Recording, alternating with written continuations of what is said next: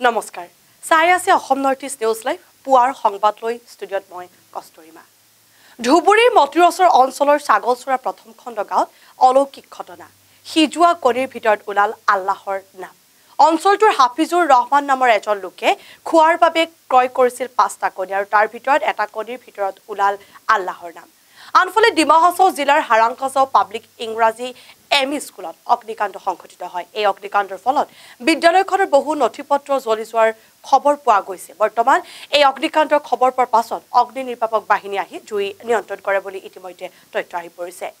পুনৰ নগাঁৱত নকল সোণৰ বেহা অবৈধ বেহাৰে জড়িত দুজনক আটক কৰিছে আৰক্ষী আৰু আৰক্ষীৰ জালত বিহাৰৰ দুই যুৱকৰ পৰা আৰক্ষীয়ে উদ্ধাৰ কৰিছে নকল সোণৰ লাউডিং গেটত আৰক্ষীৰ অভিযানত এই নকল সোণ উদ্ধাৰ কৰা হৈছে আৰু সফলতাত ধৃত দুই যুৱকৰ নাম মুনিল মাহাতো আৰু সন্তোষ কুমাৰ বুলি ইতিমধ্যে গম পোৱা গৈছে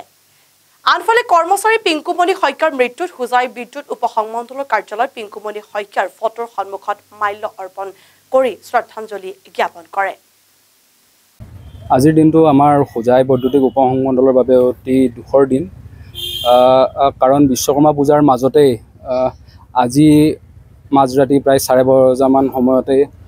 আমাৰ লগত সুদীৰ্ঘ কালৰ পৰা একেলগে চাকৰি জীৱন কটোৱা আমি সহকৰ্মী হিচাপে পোৱা পিংকুমণি শইকীয়াৰ মাজৰাতি 12:30 বজাত নীলবাগান কণ্ট্ৰল ৰুমত অন ডিউটি অৱস্থাতে তেখেতে অকালতে মৃত্যু খাৱতি লয় এতিয়া সেইকাৰণেই আমি আচলতে এইটো তেখেতক স্মৰণ কৰাৰ উদ্দেশ্যে তথা তেখেতৰ বিদেহী আত্মাই যাতে শান্তি লাভ কৰে চিৰশান্তি লাভ কৰে তাৰে কামনাৰে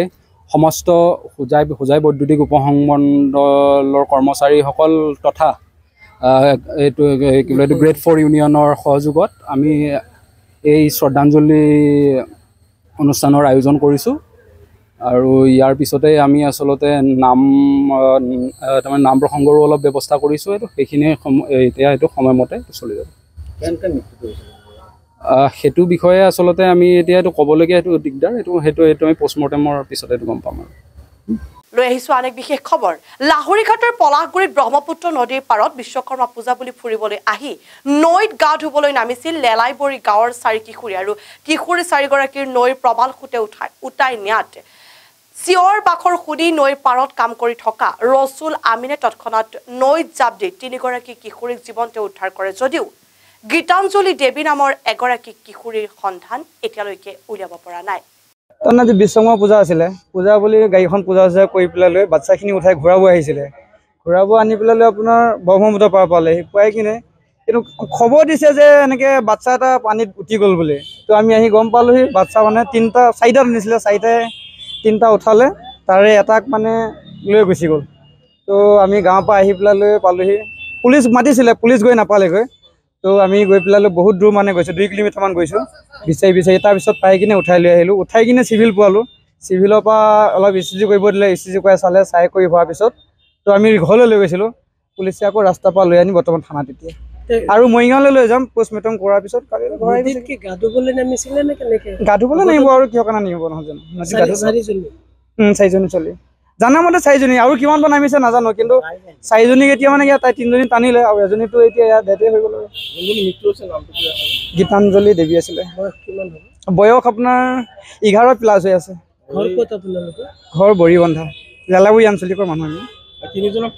মানে উদ্ধাৰ কৰিছিলে তাৰে এজন কোনোবাই উদ্ধাৰ কৰিছিলে কিন্তু তেখেতৰ এজন মুছলমান যুৱক এজনকো মানে মই তেখেতক কৈছোঁ যে মই পানীত সাঁতুৰিব নাজানো মাজৰ পৰা মুছলমান যুৱক এজনে গৈ পেলাই উঠাই আনি দিছে সেই তো আমি বামৰ পৰা মানে তাৰপিছত আমি হস্পিটেল লৈ আহিছোঁ